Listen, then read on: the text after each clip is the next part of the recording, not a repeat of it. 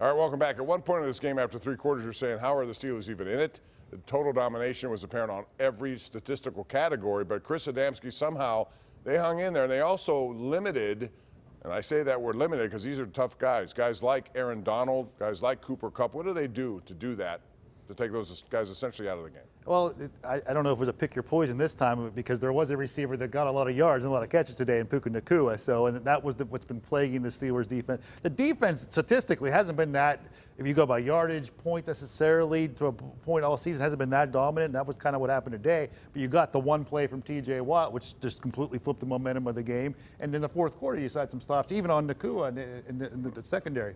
I thought Porter Jr. was good when he needed to be in that situation. Nacua was a really good receiver, you can tell already. I thought the defense worked. I thought the defense worked in reverse, though. They were getting gashed on the ground early, like 9 yards of carry very early on. I thought they bowed their backs as the game went on. I'll give them credit for some halftime adjustments.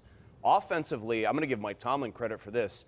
He said to Pam Oliver, apparently, yeah, we stunk on offense in the first half because they showed us pressure we weren't accustomed to seeing. I thought, what an admission that you're getting out-schemed. Good for them. They went out, and that's part of the reason they looked like a different offense in the second half. They clearly made adjustments. I think it was because of the way Matt Canada reacted on TV after they scored. That made all the difference in the world.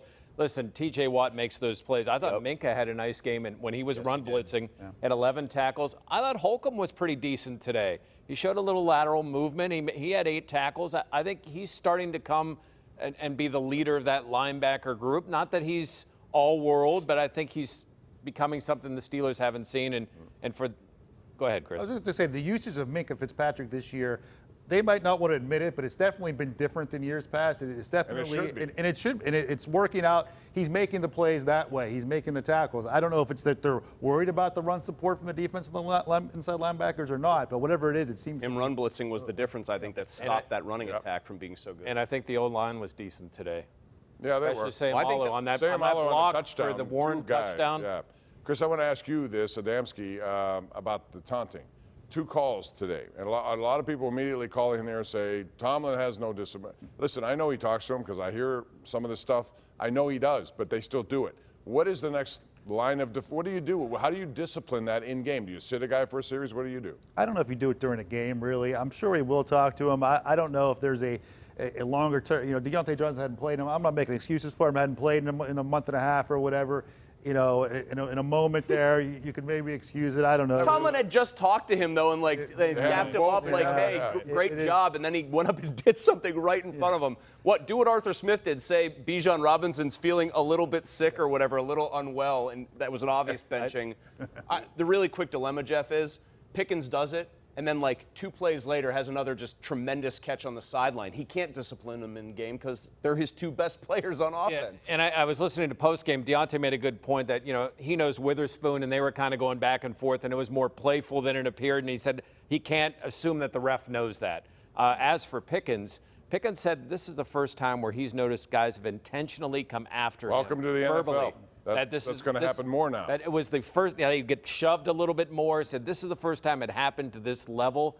Well, hopefully now that he's seen that, he'll be able to adapt to it and not get dragged. All right, let's go to state of the NFL in the AFC North. Chris Adamski, 5-2 Ravens look flawless today. They didn't drop anything. Then you have Cleveland still hanging in there at 4-2, and Cincinnati, you know, is going to turn it on. Where are we going in the next 3 weeks? It seemed like a couple weeks ago that people were really down this division nationally and even here, and how bad, you know, the Cincinnati was really struggling, and nobody was really over 500. Now everybody's over 500. It's totally the opposite. On a 2-week heater here, everybody's won both weeks in a row. And you know, how long has it been since one of these division teams lost to a team outside the division? They beat each other a few times, of course, over the past month. But it's been, I don't know if any team's that dominant, but I mean, Baltimore certainly looks that way. The autumn wind is a Harbaugh.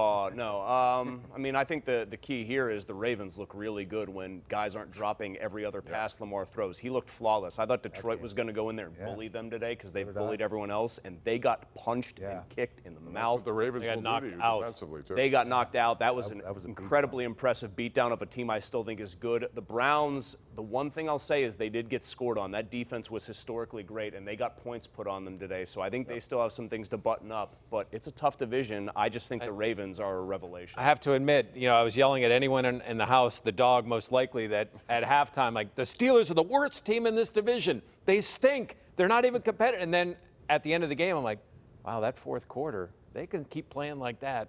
Look out for the Pittsburgh Steelers. Yeah, So but you got to put it at 4 quarters. but You it's can't wait still, till the fourth I think the every division single is week. starting to be what we thought it was.